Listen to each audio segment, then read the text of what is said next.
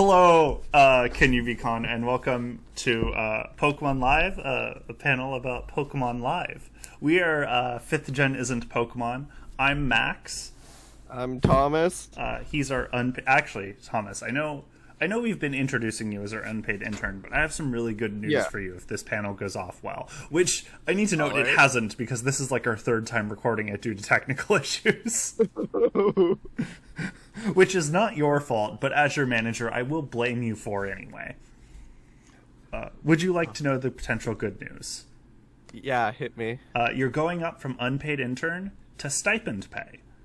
Oh boy, I'm still underpaid though. Oh yeah, you know why we use stipend pay, right? It's so we can get around minimum wage laws. Great, I love being non-union. You know, it's important to not have unions. As someone who's not union, I really appreciate having to pay extra for medical care, not have job security. It's awesome, honestly. Everyone should consider not being union. Wait, Pokemon Live, was that union? Of course not. What, you think something this great would happen if workers were cared for? Well, at least me and Pokemon Live have one thing in common. Yeah, because that's it. Because unlike Pokemon Live, you're not a musical. Oh. So, I get that. Before we talk about Pokemon Live, we have to talk about types of musicals. And when I consulted Google for what are the types of musicals, I got 8 answers.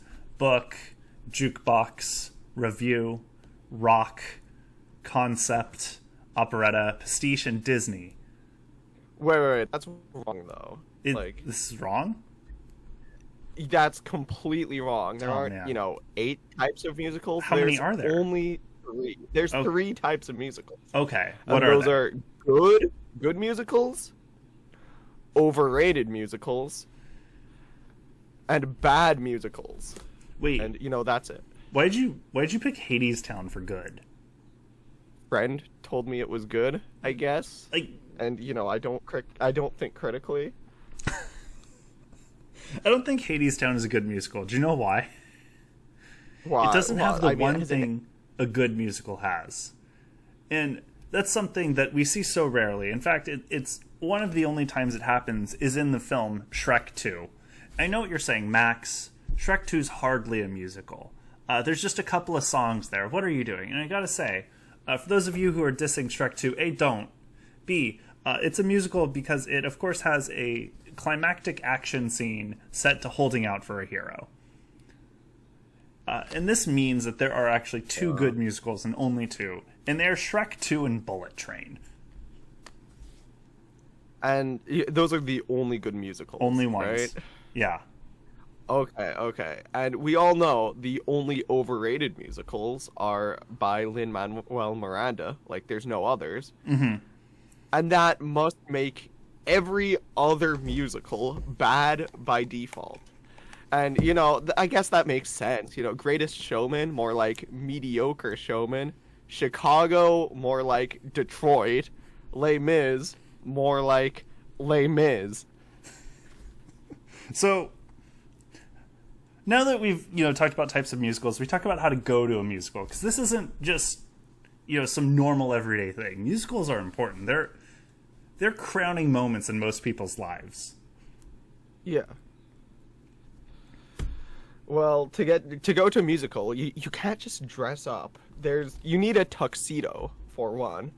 And there's a common misconception that tuxedos are only worn for balls, galas, sporting events, or your high school skate night. However, that's not true. Tuxedos are musicals only, so for all those other events, be sure to bring your sweatpants and stained undershirt. And, this isn't just Rise of Gru. Dress up, bring coattails, show some respect for the art form. And, of course, Max, take notes on this. Mm-hmm. You'll need a top hat because, wearing a top hat is a musical tradition. You'll be distinguishable in any crowd. And besides, it worked for the world's most famous musical goer, Abraham Lincoln. For you'll need a monocle, and because it's important to be fancy. And, like many things, the more, the merrier. Max, how many gloves do you think you should wear to a musical? 3. You need one glove. Only one glove. And that's just to duel people who stole your parking space. That's literally the only reason why you have it. Plus, having only one is a pinnacle of class. You're parking your own car at the musical. You're not getting a valet? I think this is dueling over who gets to use the valet. Listen, the valet has honor that needs to be upheld. And you'll need a cane. Because is it to beat the valet? Not only to beat the valet, but how else are you supposed to support the massive, gargantuan weight of your stimulated brain after the musical? And you need no less than 3 rhinestones. That's very important. Because again, show some respect. And with this outfit, your true passion in musicals should show. The sparkle in your eyes will let everyone know I'm ready for a musical. But this isn't just any musical we're talking about attending, Thomas. It's Pokemon Live. There's a missing component to this. And it is, of course, the Pokemon lightsaber.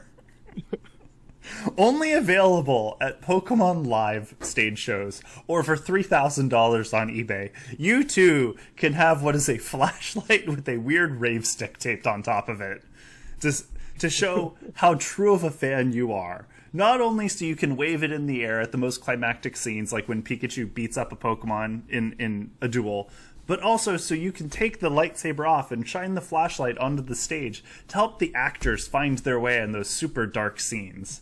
Oh no. Blinding them. It'll basically be a recreation of the album Blinding Lights by The Weeknd, except, with Misty in it. Oh. Anyway, with all of this, I think we're really close to being able to talk about Pokemon Live. There's just one question we need to answer before that. Why are we talking about Pokemon Live? That is a good question. Why did this happen? I mean, it's obvious capitalism is why this happened. Like, it was 1999. We had a Pokemon TV show, a video game, a TCG, a movie, an album, a comic series, a board game, probably like bed sheets, and I don't know, everything.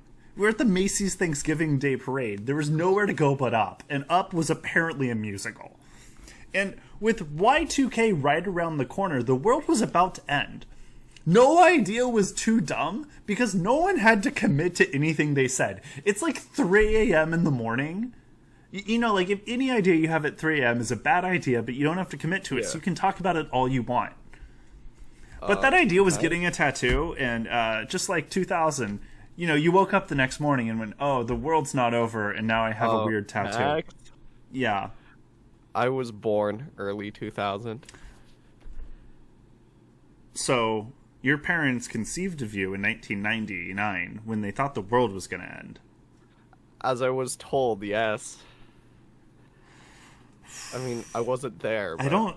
Thomas, I'm going to be honest, I don't think they meant to have you. Ooh. I mean, I knew that already, I'm really sorry, man. Are you gonna be okay? I'll be fine. Okay. That's the second thing me and Pokemon Live have in common. Yeah. You and Pokemon Live are consequences from the carefree nature of 1999. Suddenly, there was a contract, an agreement at a theater hall, a booking, a tour schedule, a cast, and nothing to tie them together. And thus, we reach the point in this panel where we must talk about Pokemon Live. Lucky us. Can we keep fluffing this out? I don't want to do it. I don't think we can. I think this is it. I'm not ready. Wait. I have a fun fact we could share before we get into it. Yeah. Did you know that the entire musical had to be approved by Pikachu's voice actress? She let this happen. She could have stopped it. She could have been like, Pikachu wouldn't say that. I don't approve of you having him in the musical now. But nope. Nope, she let it happen. Therefore, this musical, and by proxy, this panel, is Pikachu approved. Wow. Okay. Anyway, it's time. And before we start Brock's again, kind of going hard though. yeah, Brock's going so hard.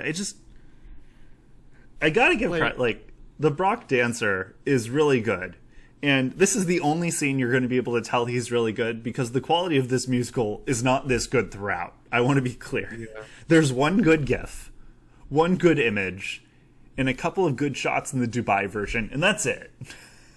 That's it. Yeah, but it's not great. But at least in this one GIF, Jesse and James aren't doing half bad. Oh yeah, no, they're really in sync. They're good. Brock's good. Pikachu's trying. It Ash doesn't look easy to dance in that. No, it really does not. Ash is dancing like an awkward white guy at a party. Does this man know how? He's like me at a wedding. Just stand clearly. We all know it's established that Ash can't dance. It is. That is important. We do talk about that in Ash Can't Catch Him, a panel that will be presented on Sunday at physical KinYooBiCon. Okay, you may act like that was all planned, but we didn't do that in the previous 3 times we recorded this. Yeah, so, we didn't. I'm out of filler. Anyway, the musical starts. Some guy asks how everyone feels about Ash, and the kids cheer, and they ask how everyone feels about Team Rocket, and the kids boo. And honestly, this is a terrible way to start a musical, because it makes the kids think that there's a participation element in it. And as much as you'd expect that, because you show up to a musical, and in theory you can beat up the cast until they do what you want. That's not actually how musicals work. They're basically movies, but people can flub their lines. I think that's the difference.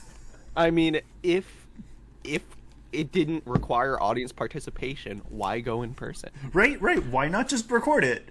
And exactly. I don't know, why not just release the real high definition footage on a VHS and a DVD so people can watch it at home instead of say you'll do it and then not do it. And force some guy, cut, and force some guy to just string together clips. I don't know why. Anyway, after that, they start playing the theme song and showing some clips from the anime. And honestly, if I were 5, I'd be pretty hyped. That's functionally injecting tricks straight into my veins. And so kids, they're getting That's all you need to make us happy. Yeah, honestly. And these kids, they're getting their Saturday morning cartoon. They're getting their Saturday morning breakfast cereal. I mean, what's missing from the Saturday morning experience? An infomercial. Because you woke up too early and the cartoons aren't on yet. So, anyway, we get an advertisement for the Diamond Badge. I don't know if this is an ad. Genuinely, the first time watching this, I wasn't sure if this was just an ad they were putting in the musical or the musical had started yet.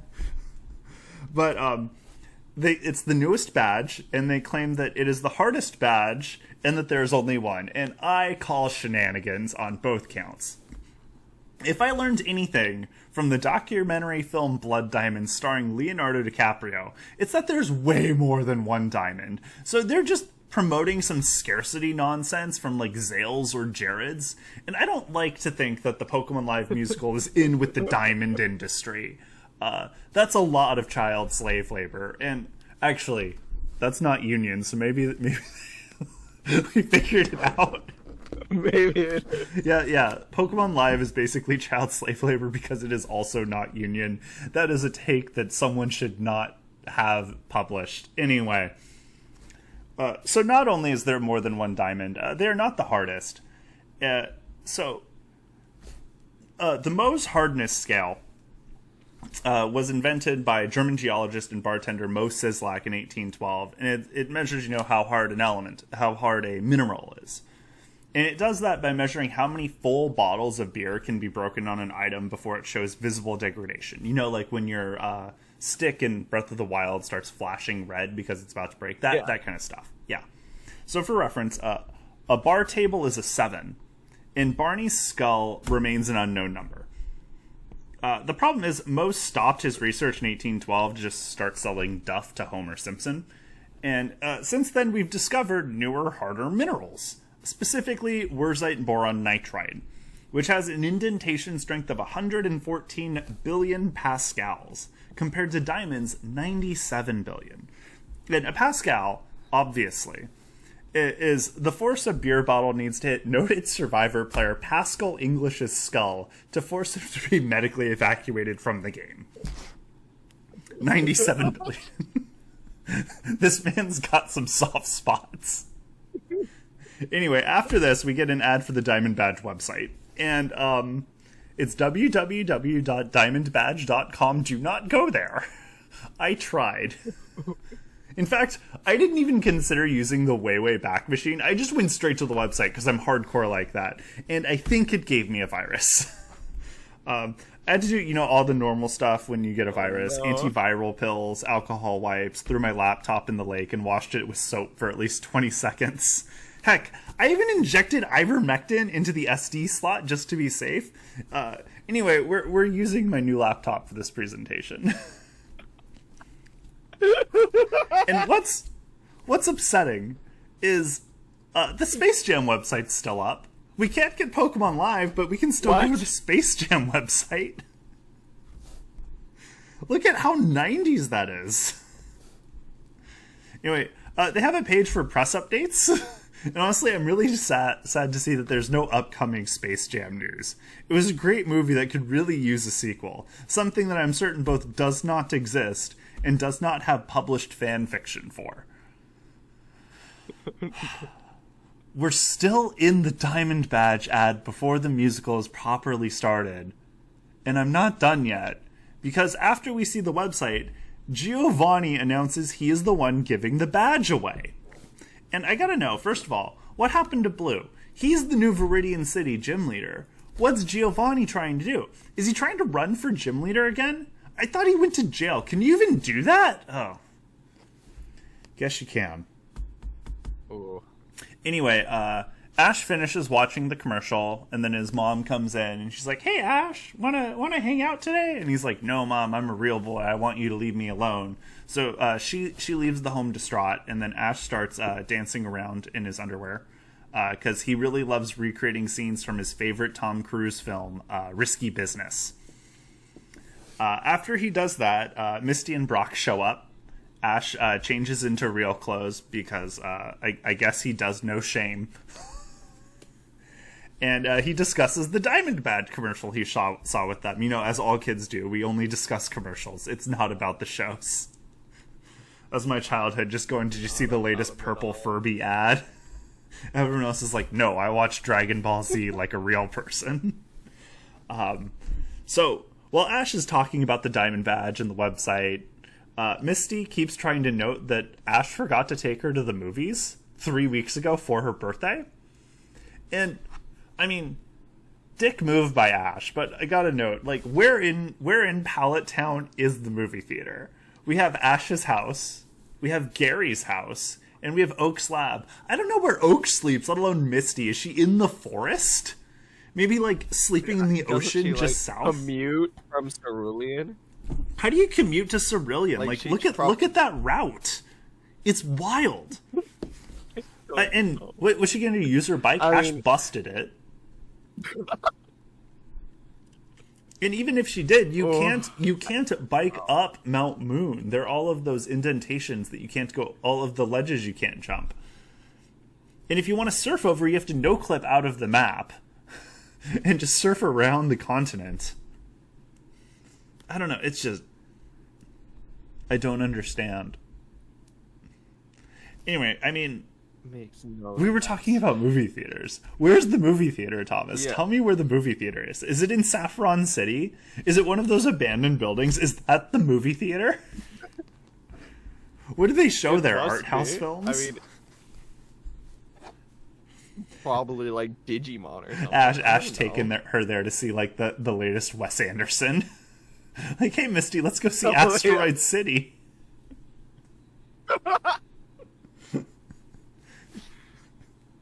Anyway, I think at this point a song starts. Could you please tell me about the song? Can we start with the musical? We're 20 minutes in. Can we start? Hey, we discussed how they opened Alright, up with well, the Pokemon the theme opening song. of the musical is You and Me. Hmm? Yeah, but the actual, like, Okay, the real song song. they'll reference back is You and Me in Pokemon, which is a classic song. You may remember it from Pikachu's Jukebox, or episode 147, The Firing Squad, where beloved companion Tracy Sketchit was gunned down in a blaze of glory. It was that was emotionally But devastating. Almost as bad as that episode of Zoid's I Hamtaro cried. I'm Century. still crying. It's up there with Zoid's Hamtaro Century as the most traumatic event in my life. But personally, I remember it from, you know, your favorite Pokemon movie, Pokemon Heroes. But that's not even what makes this special. What really makes the song special is that, you know, it has the high quality screenshot. Don't get spoiled. It was this and the GIF, and that's it. Now, looking at this picture, you may have several questions like, why is the Geodude floating? And why is there Zapdos just hanging around? And why is Hypno squatting and staring deep into your soul? I feel like he's But a the tracksuit truly away from interesting- being a Czechoslovakian. Eastern Europe is coming. The truly interesting part that deserves analysis is this. Computer, enhance. Beep boop beep. Why did they have to do my man like that? His eyes are being covered by his fingers. You can't even see his full smile. And this is the one high quality shot. No other ones exist. This was his one chance. You can obviously tell he's trying very hard. Like, look at that. Look at that face. And they really do like this. They didn't go for a reshoot. That's it. This was his moment in the sun, and he was cheating. And wait, Max, is that Hypno still staring? The Hypno's still staring. Next slide. Anyway, Team Rocket shows up and they do a prepare for trouble, and the audience boos them because these are 8-year-olds who do not understand theater. And before continuing, I would like to note that James, unlike everyone else in this cast, has gone on to do some good things. In fact, he was Elder Price in the original Broadway production of Book of Mormon, which I think is pretty cool. Jesse is there. Anyway, now that New York has razzed Team Rocket, they decide they're going to get one back at them because, you know, if I'm a theater actor and I'm getting booed by 8-year-olds, I'm going to take advantage of my platform to hit them back. And Team Rocket goes hard, comparing them unfavorably to Cleveland. Which, I mean, have you ever been to Cleveland? Ow. The problem with Thankfully, no. The problem with this is that it is chronologically inaccurate because they performed the show in New York before they performed it in Cleveland. It went Albany, a city that did not know what Pokemon was during test screenings of this, New York, Cleveland. And I know Cleveland's just happy to be included here, let's be honest. But the fact that, like, they're comparing them unfavorably to an audience that they don't even know is cool yet is just, it's rude. It's rude. Compare it to Albany, the 3 people that showed up and thought they were at a Yu-Gi-Oh concert. Like, come on. But when I was looking into tour locations, I also found out how much they charged for tickets. If you wanted to go see a show in Cincinnati, Thomas, how much would you have paid? Too much? Like, way too much? How much is numerically? Specifically, before I watched the musical like 4 times, I would have said 300, and now I'm only gonna say 200. Oh, well, here's the thing. Tickets were like $15. Oh no. The first mistake your parents made in 2000 was having you. The second mistake was not taking your fetus to see Pokemon live. Which is just rude. Honestly, the second biggest parenting mistake other than having me. Yeah. Okay. Anyway, a new musical number starts. It's Giovanni's villain song, where he outlines his plan to a bunch of his rocket goons that he's gonna have his secret Pokemon learn and amplify every move and take over the world. And the Pokemon he intends to use is none other than Mewtwo. Wait, are we getting just another... we just had the movie. There's no way it's Mewtwo again. Well, it's not that Mewtwo. Oh, okay. It's Mega Mewtwo. Wait, no. Not Mega Mewtwo. Mecha Mewtwo. And not that Mecha Mewtwo. That Mecha Mewtwo. Yeah. Thomas?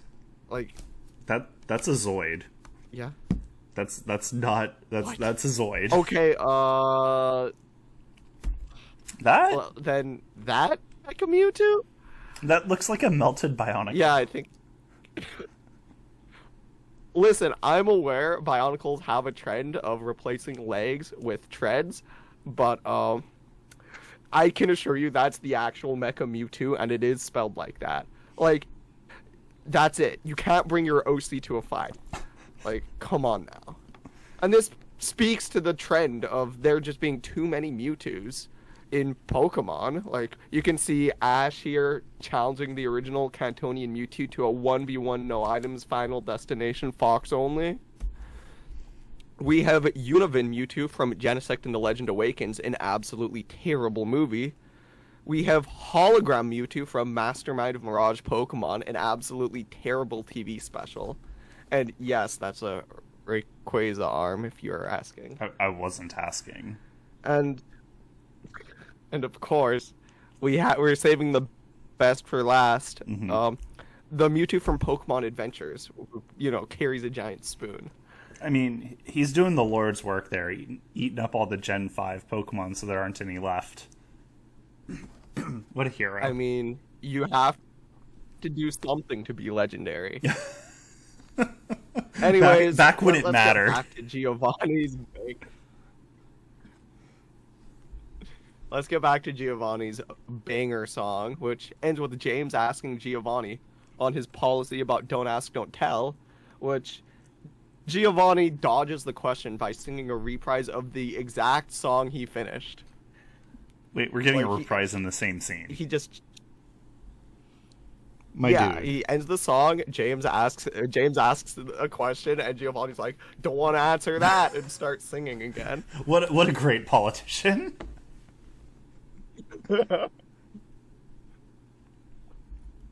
Yeah, but they're rudely interrupted by an Alakazam trainer who, challenges Giovanni for the diamond badge. No offense to this Alakazam trainer, he isn't exactly a shining beacon of competence, because Alakazam gets absolutely mugged. Like, knocked out, its moves stolen. And then he tries to make out with it? And I think Alakazam is, falling on top of him, because you can't have actual actors, like, fainting in the production, I guess, for some reason. Cowards. But... just get a new Alakazam each time. Alakazam Just have Psybeam be a gun. Just bam. Got him. I mean, have you seen Birdman? Have you seen the movie Birdman? I haven't. Oh yeah, he just I've read the... I mean, spoilers for those of you who haven't seen Birdman, a film from 2016. But yeah, he just shoots himself on stage. Why can't they just do that to Alakazam each time? Get a new one. Legendary once of a lifetime role.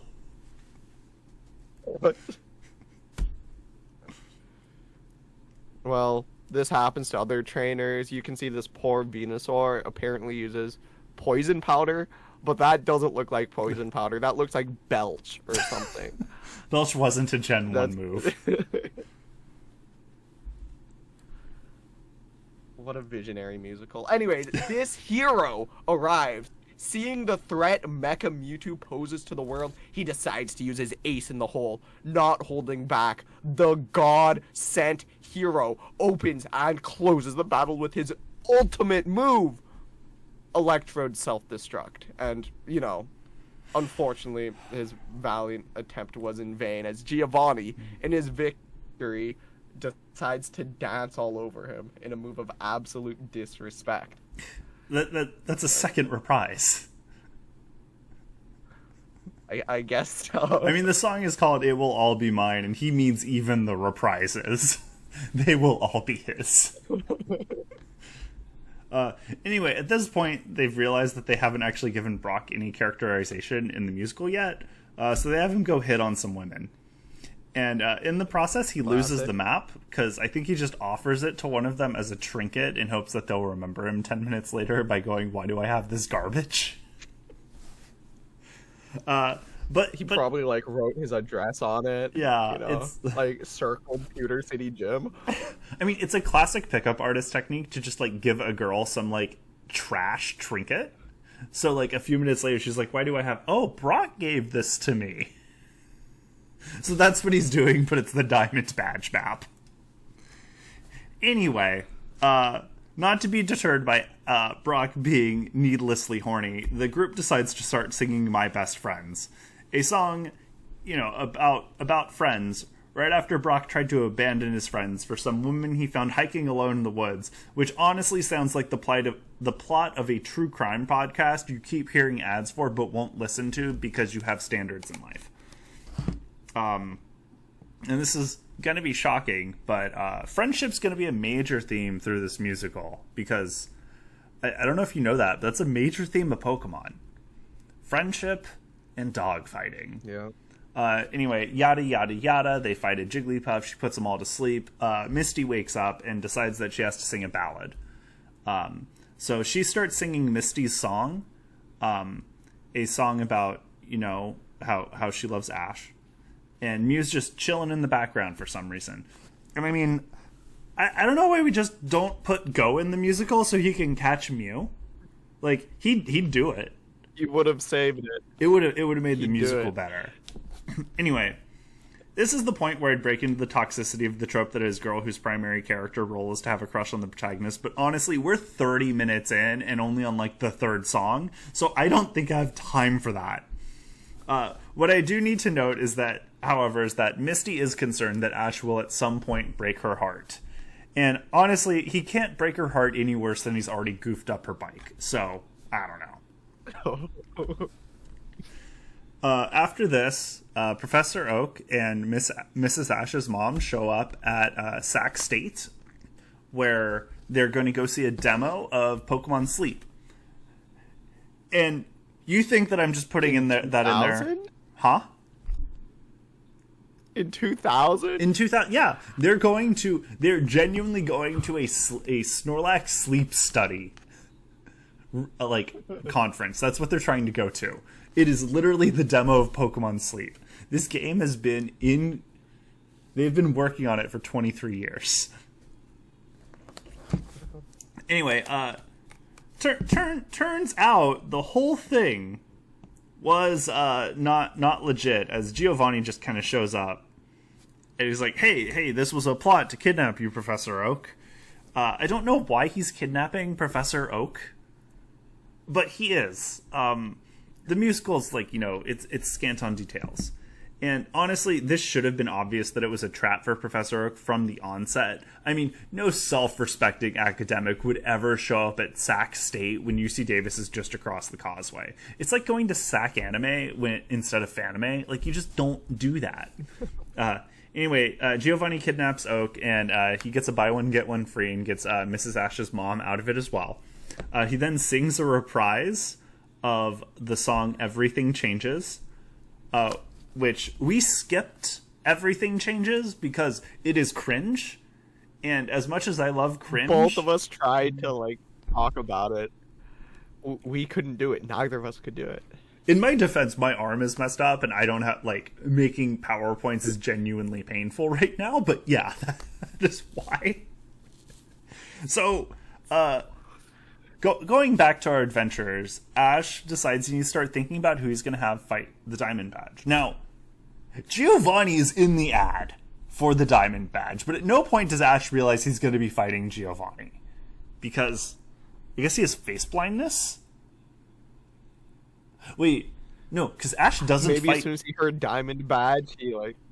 As soon as he heard Diamond Badge, he forgot everything else. I was gonna say, I mean, Ash never fights Giovanni proper in the early anime, right?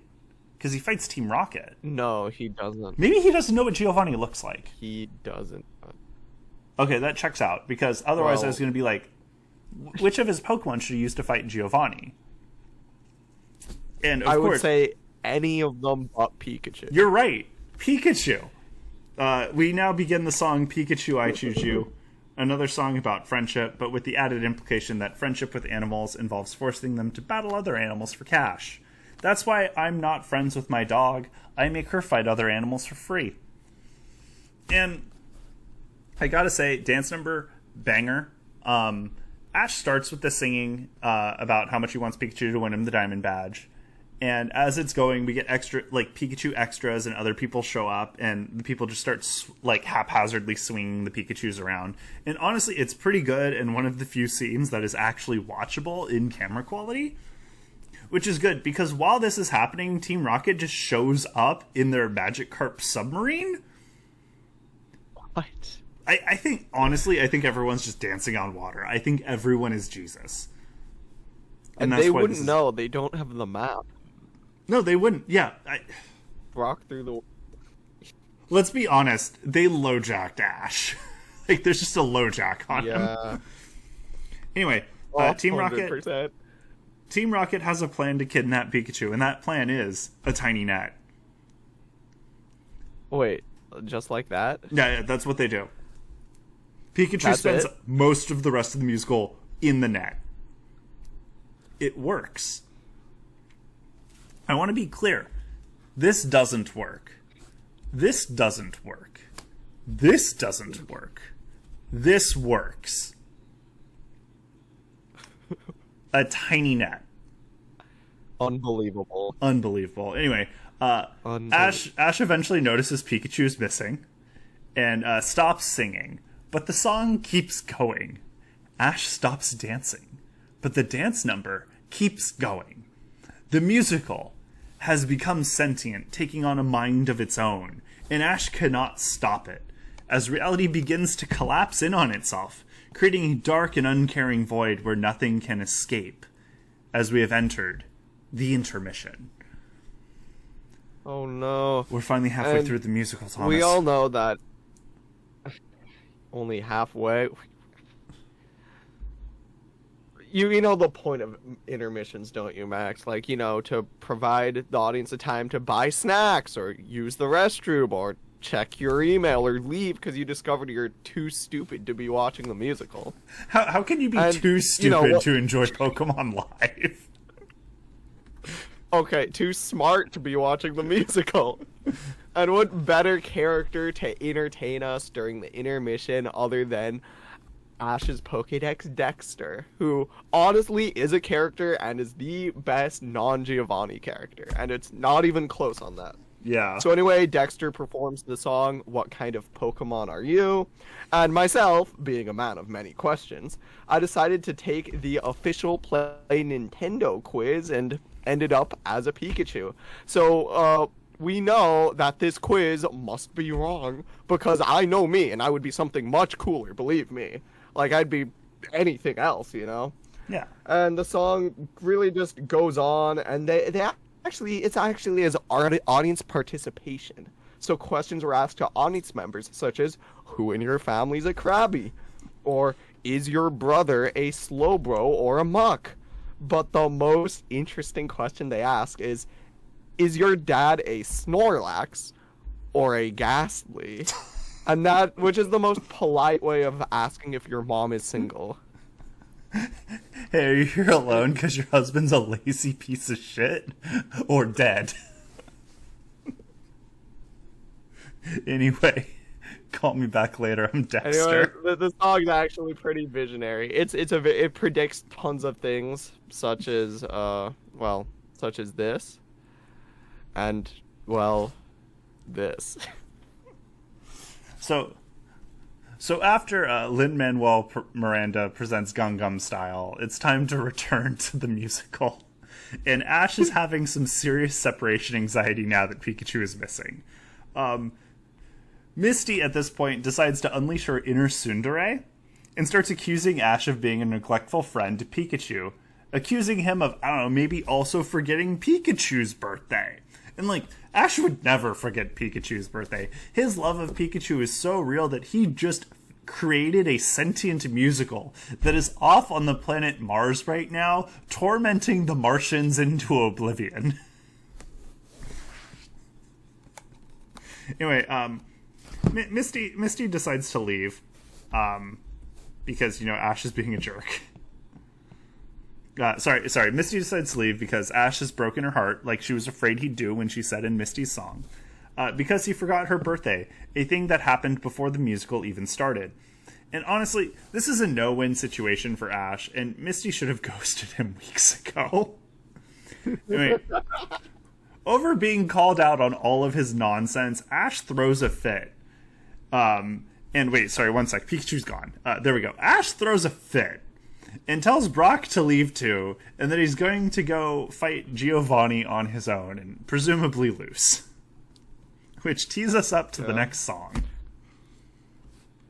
Which, it's this. Ash sings the song "The Time Has Come," which is a classic song from Pikachu's Goodbye, the episode that made every kid cry, undeservedly so. Bye Bye Butterfree did it deservedly. Pikachu's Goodbye No, it didn't. Which, in that episode, didn't. Ash thinks Pikachu will be... But Ash tried to get rid of his Butterfree let me 6 finish. episodes ago, man. Yeah, but they played the sad music. I mean, unless they're playing Anyways, Arms of the Angel with clips of unadopted dogs, I will not be moved. Fair point, honestly. In the anime, they showed a sad montage of Ash and Pikachu moments. In Pokemon Live, however, it's completely different, as Misty convinces Ash that Pikachu has run off and simply abandoned him. And, compared to the episode Pikachu's Goodbye, where Ash thinks Pikachu it would be happier off with other Pikachus, like, I guess that's a fine subversion. Well, it would be fine if Ash didn't give up, like, immediately, and decide to pursue his true love, the Diamond Badge. Like, come on now. Yeah. Oak and Mrs. Ash's mom, Ordelia, are still in... They're still captured by Giovanni's cage, and as a last-ditch effort, Professor Oak resorts to his martial arts training, which, it might work well against, like, a 10-year-old, but Professor Oak is woefully unprepared to punch a metal cage and martial arts himself onto the floor. And that's when Giovanni shows up. That's called a judo and move. Professor Oak demanding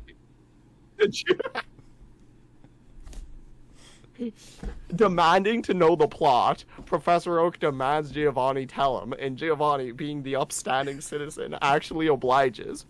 And at this point, Mecha Mewtwo has learned every attack but electric attacks and needs Pikachu to complete his plan. Wait, but, what? Only Pikachu. So no trainer has shown up with an electric Pokemon since the guy with the exploding electrode.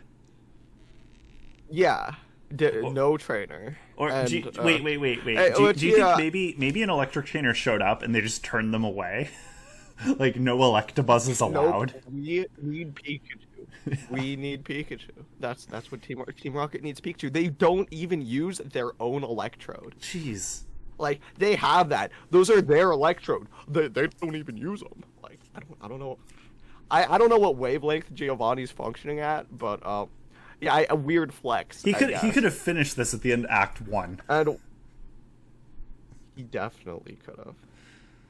If the electrode trainer didn't use explosion immediately, it would have had electric moves stolen. That man was a hero. Honestly, what a hero. What a hero. Cool. Pour one out for Cool Trainer Jake. Cool Trainer Jake in our hearts always. Yes. While locked up in their cages, Delia reveals she used to be good friends with Giovanni. And, this could only mean one of three things. The first, Delia is stretching the truth and diamond shipping is a thing. Wait, Max, ask why it's called diamond shipping. Thomas, why is it called diamond shipping? Well, you see, it's called diamond shipping because around the same time, Pokemon Gold and Silver were being released, and it was announced that there would be a character related to Giovanni. And as Americans, we chose the obvious choice for speculation. So we just Star Wars'd it. We were like, hey, we like Pokemon, we like Star Wars, they have to be the same thing. And whether good or bad, it just didn't work like that. Mm-hmm. That's not reality. That's not reality. The second scenario is Ash's mom is the trainer chaser who was into Giovanni because he was a good trainer, but left him when Ash's dad beat him up and took his lunch money. Which, honestly, fair. Wait. I have some concerns. Wait. No. I have some concerns here. So, we know in like Pokemon Red Blue that Oak was initially developed to be the ultimate trainer, the champion of the Elite Four. Yeah. And then you beat him. Yeah. Do you get Delia back? Is your mom? Yes. Do we get a reverse Electra complex? Wait, sorry. Yeah, this is too Freudian. Point 3. All right. Delia hired Giovanni to create the fake Pokemon Sleep demo in an elaborate plan to get both Professor Oak to stop being interested in her and to get Ash out of the house. This is a very interesting theory, but it doesn't exactly hold much ground as, first of all, that's a lot of work, especially since Delia would have to force herself to sing Everything Changes, and no one in their right mind would do that. No one. But Giovanni celebrates his ultimate victory with a reprise of the main theme, You and Me and Pokemon, greatly improving the musical's opening song, by a great amount. And not only is it his third reprise, but it's the second song he's saved. Honestly, he's carrying. He's making this musical, watchable. And, when it rains, it pours. Everything's going so great for Giovanni. Jesse and James even show up with Pikachu. So Giovanni can finally complete his master plan.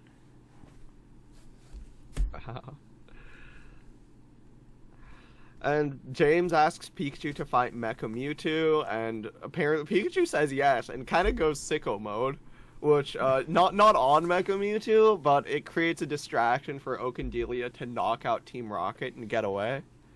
So I guess it works like that. I guess.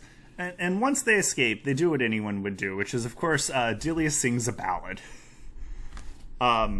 This song, I honestly don't remember what this song is called. I think it's I've Got a Secret. And Delia is singing about how much she loves her son. And Misty is singing about how much she still loves Ash. And at this point, I think the Bechdel test has gone negative. I feel like if you removed this song, the musical would be significantly less sexist. Which is just wild that you're removing a scene that Ash is not in and improving the gender roles. Anyway, then Misty and Ash's mom just turn to each other and realize that they've been in the same place the whole time, along with, Brock, Professor Oak, and Ash. In fact, the gang's all here. Gandalf the Grey, Gandalf the White, Monty Python and the Holy Grail's Black Knight, Benito Mussolini, the Blue Meanie, Cowboy Curtis, John B. the Genie, even Team Rocket is there. Wow. Everyone's here. The gang's all here. It's basically Smash Ultimate. That's why Raymond's still not there.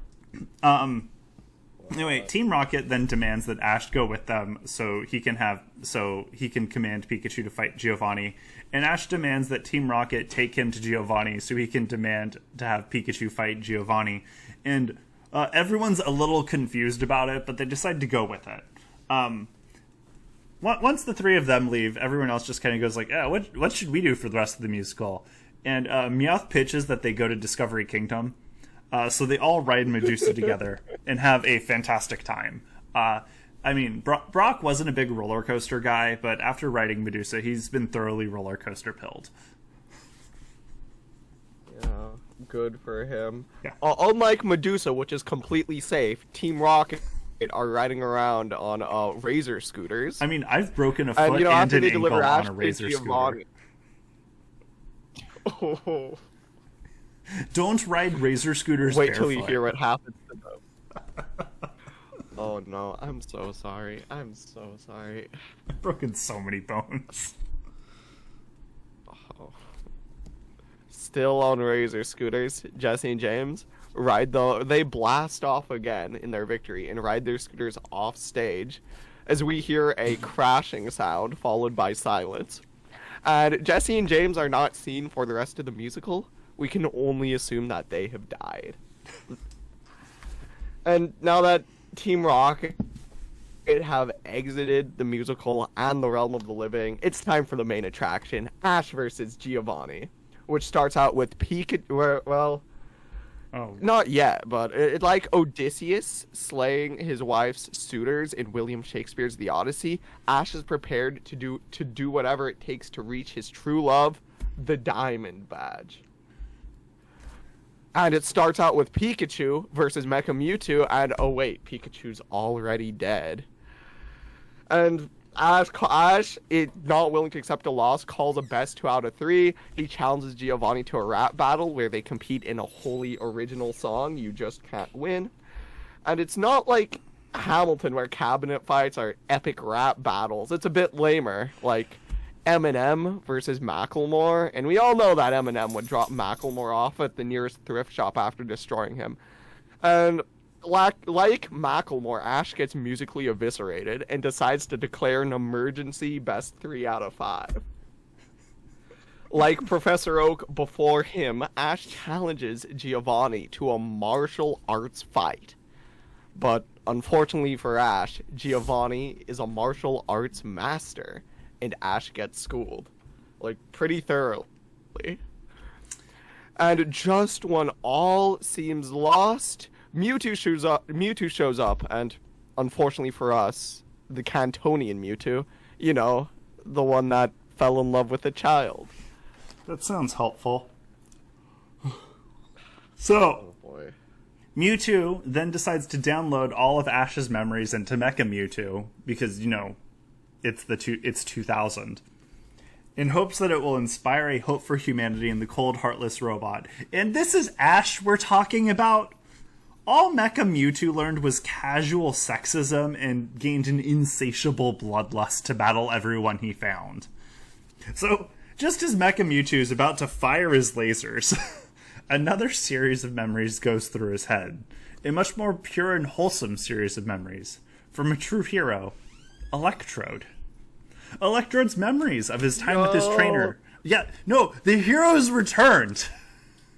His memories with his trainer, cool trainer Jake. The towns they saved. The villains they defeated. The blood plasma they donated to hurricane victims. All of it floods into Mecha Mewtwo's memories. And for the first time ever, he feels the touch of a human woman. I mean, the value of a human life. Mecha Mewtwo turns on Giovanni, understanding the danger he poses to democratic society. The 4 indictments aren't going to stop him. Mecha Mewtwo must engage in a more redacted action. Mecha Mewtwo uses self-destruct. The stage collapses. The radio hall collapses. Thousands of children watching the musical perish.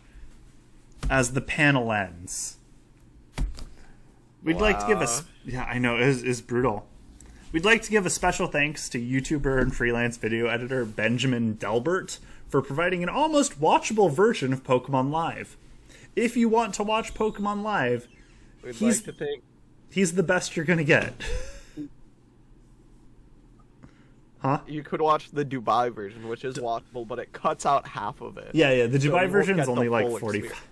Yeah, the Dubai version's 45 minutes, and the Spanish version's longer. It cuts out all the like Oak and Delia stuff. Yeah, it which does. Is which honestly makes it better, but don't watch that one. You need to watch the full one. Yeah, you need to watch the full one. Which, as a note, we are going to stream on Friday at 8 p.m. So if you want to join our Twitch, which we'll have a link for on the next slide, you can come onto our Twitch, and we will be live streaming us watching Pokemon live and angrily reacting to it for you. Anyway, we'd also like to thank Deaf Trainer Joe for catching Jigglypuff. We're unsure if he was deaf before or after catching Jigglypuff. Yeah. We'd also like to thank KinYooBiCon for letting us submit this panel incredibly late. Josh, I know I told you I'd have it ready Friday, and then the recording was bad, so now we're doing it again. And I really hope it's good, because Thomas is about to go see Mission Impossible 7, which is it has a train scene, Thomas. My favorite scene from the Tom Cruise movie. It has a train scene. It's great. Anyway, looking forward to it. You can follow us on 5th Gen on Twitter at 5th Gen not PKMN. Twitter's a garbage hell site, so we basically only announce when we have panels or we're streaming. Twitter's bad. We're on Twitch at 5th Gen Isn't Pokemon. You can also join our Discord at this link below, or type the URL into your browser. Like a sad sack, because I was too lazy to make a QR code. Anyway, I think we're done.